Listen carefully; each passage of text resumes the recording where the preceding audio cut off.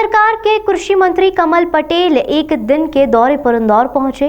यहां उन्होंने मीडिया से बात करते हुए कहा कि नए कृषि बिल में किसानों को अब कृषि और उसके उपकरण के अलावा कृषि उत्पादों के उद्योग के लिए ऋण मिलेगा, जिसे उन्हें 40% सब्सिडी भी दी जाएगी। कृषि मंत्री ने कहा कि आजादी के बाद से अब तक चंद लोगों की मुट्ठी में अर्थव्यवस्था थी, लेकिन अब किसान भी अर्थव्यवस्था बढ़ाने में हिस्सेदार होंगे।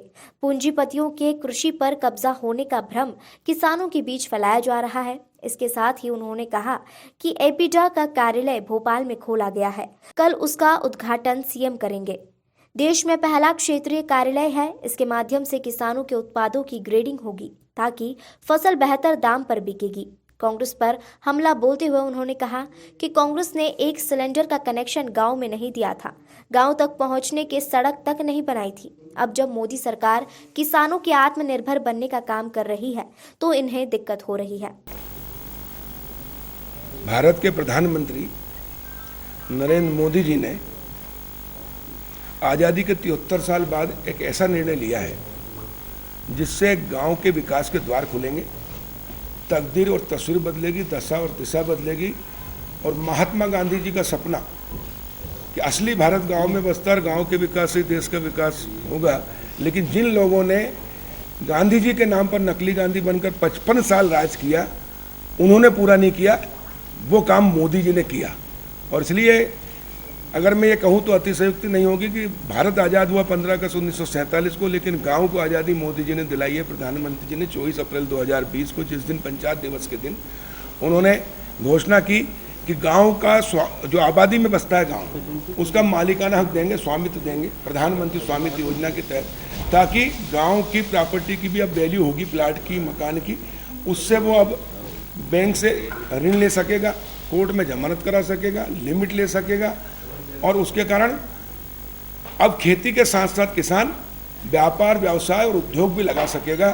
अभी तक आज़ाद भारत के 73 साल में अर्थव्यवस्था जो मुट्ठी भर लोगों के पास थी, मुट्ठी भर लोग अरबपति खरबपति है, लेकिन पूरा देश गरीब है। जो मेहनत करता है किसान, ठंड में, गर्मी में, रात में, दिन में, कीचड़ में, खेत उसका, बीज उसका, दवाई उसकी, लेकिन माल कमाते हैं बिचौलिए और उद्योगपति।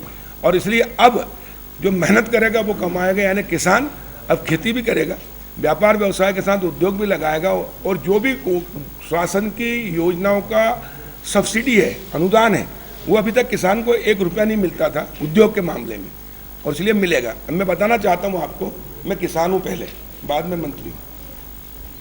किसान के लिए खाद, बीज और दवाई, tractor, harvester, motor, engine, pipe, इसके लिए ऋण मिल सकता है। लेकिन अगर किसान चाहे कि मैं आलू पैदा करता हूँ और आलू की फैक्ट्री डालना चिप्स की बनाने की, ताकि मैं भी कमाऊँ, लेकिन उसके लिए अभी तक कानून नहीं था।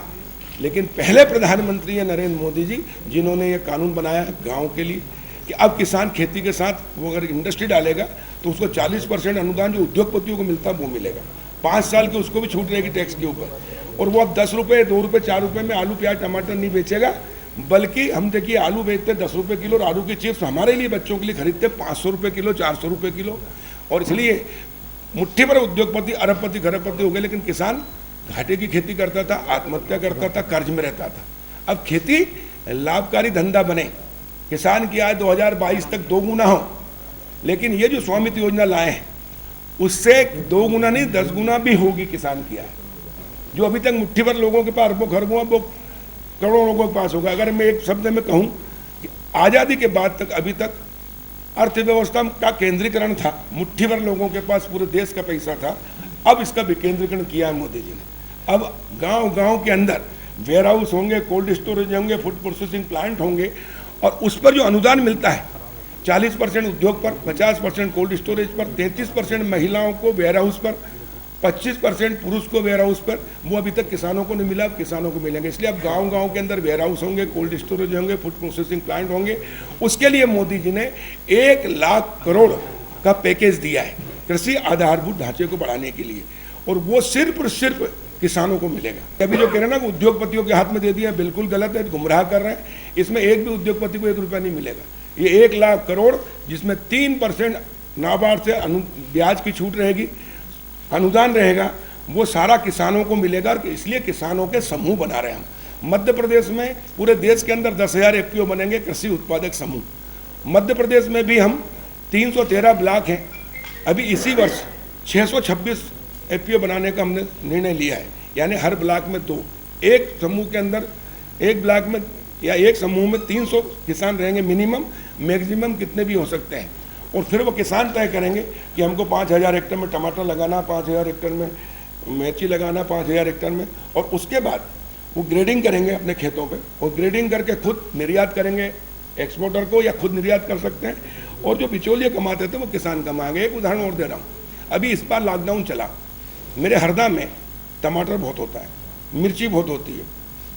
मेरा जिला अध्यक्ष ने 50 एकड़ में मिर्ची और टमाटर लगाए। मैंने उससे पूछा कि इंदौर बेच रहे हो? बोले हाँ। क्या भाव बिक रहा है? बोले 4 रुपये किलो, यानी टमाटर भाड़ा इन्हीं निकलता है, घाटे की खेती हो रही है। मैंने उसी समय एपीडा के माध्यम से जितने निर्यातक है देश के एक्सपोर्टर, उनकी एक वेबिनार की, और उनसे पूछा कि आप टमाटर जो व्यापारी उनसे क्या रेट में लेते हो? तो उन्होंने कहा सर हम 40 रुपये किलो टमाटर ले रहे हैं और 30 रुपये किलो प्याज ले रहे हैं, जबकि प्याज उस समय 2 रुपये किलो बिक रहा था और टमाटर 4 रुपये किलो, यानी कितना गुना बिचौलिया कमाता है। तो मैंने कहा कि आप किसान से 2 रुपये 4 रुपये बिक रहा, सीधे ले लो। बोले सर किसान हमको ग्रेडिंग करके नहीं देता है, हमको सिर्फ ए ग्रेड का माल चाहिए जो एक्सपोर्ट करते हैं, और वो हमको व्यापारी देता है। तो मैंने कहा मैं अगर किसानों से करा दूँ तो बोले अगर एक कृषि विभाग एजेंसी हो जाएगी तो हम खरीद लेंगे, और इसलिए हमने निर्णय लिया है।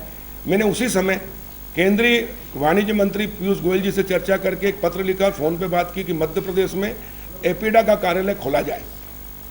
पहले तो उन्होंने मना किया, लेकिन मैंने जब बताया इसकी महत्व तो उन्होंने स्वीकार किया। मुझे बताते हुए खुशी हो रही है कि देश का पहला क्षेत्रीय कार्यालय मध्य प्रदेश में, और हमने मंडी बोर्ड से उनको ज़मीन और कार्यालय दे दिया पूरी उपलब्ध, और कल उसका मैं माननीय मुख्यमंत्री जी से उद्घाटन कराऊंगा।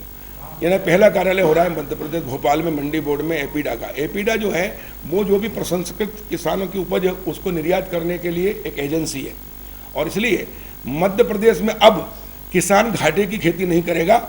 माननीय प्रधानमंत्री जी के संकल्प और जो उन्होंने सुविधा दी उसका पूरा लाभ लेंगे, और किसानों के अब वेयर हाउस होंगे, कोल्ड स्टोरेज होंगे, फूड प्रोसेसिंग प्लांट होंगे। जो औने पौने भाव पे किसान बेचता था वो नहीं बेचेगा, उसके पास स्टॉक रखने की क्षमता होगी, वो निर्यात करेगा।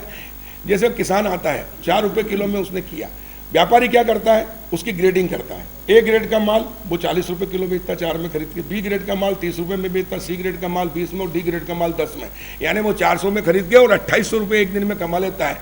और किसान 3 महीने मेहनत करता, खेत उसका, बीज उसका, दवाई उसकी, मेहनत उसकी, पूरा परिवार, बिजली का करंट उसको लगे, सांप बिच्छू गोरे का खतरा उसको, लेकिन उसको मिलता नहीं 2 रुपये भी, और इसलिए खेती घाटे का थी। लेकिन अब नहीं होगा ऐसा, और इसलिए मैं मध्य प्रदेश के किसानों की ओर से मोदी जी का, प्रधानमंत्री जी का अभिनंदन करता हूँ, और उनके द्वारा जो निर्णय लिया गया है। और दूसरा, हरदा जिले में एक अपगांव कला गांव है, इंदौर बैतूल हरदा इंदौर नेशनल हाईवे निकला 4 लेन, तो गांव से लगी हुई रोड है, तो कुछ किसानों का मकान आबादी में है, वो उनमें आ गया। 1 साल पहले उनका अधिग्रहण कर लिया, 1 रुपया नहीं मिला। लेकिन जब मैं गांव में गया, मुझे उन्होंने कहा भैया हम तो फुटपाथ पे आ गए, हम तो बर्बाद हो गए, कुछ नहीं है। तो मैंने कहा स्वामित्व योजना का आपके यहाँ हरदा जिला पायलट प्रोजेक्ट में है, पूरे देश में 5 राज्यों को लिया हमने स्वामित्व योजना में, उसमें हरदा जिला और डिंडोरी जिला। और जैसे ही उसका ड्रोन कैमरे से हमने सर्वे कराया और मैंने एसडीएम कलेक्टर से बोलकर उसका वैल्यूएशन कराया, तो 4 लाख रुपये उसके मकान के, 14.5 लाख रुपये उसके प्लाट के, 3,58,000 उसके कुएँ के, और 2 पेड़ थे उसके 10-10 हज़ार भी से। इस प्रकार 21,14,959 रुपये उसको मिले जो एक नहीं मिल रहा था। स्वामित्व योजना का पहला हितग्राही देश का हरदा जिले के अपगांव कला का राम भरोस जी विश्वकर्मा हुए।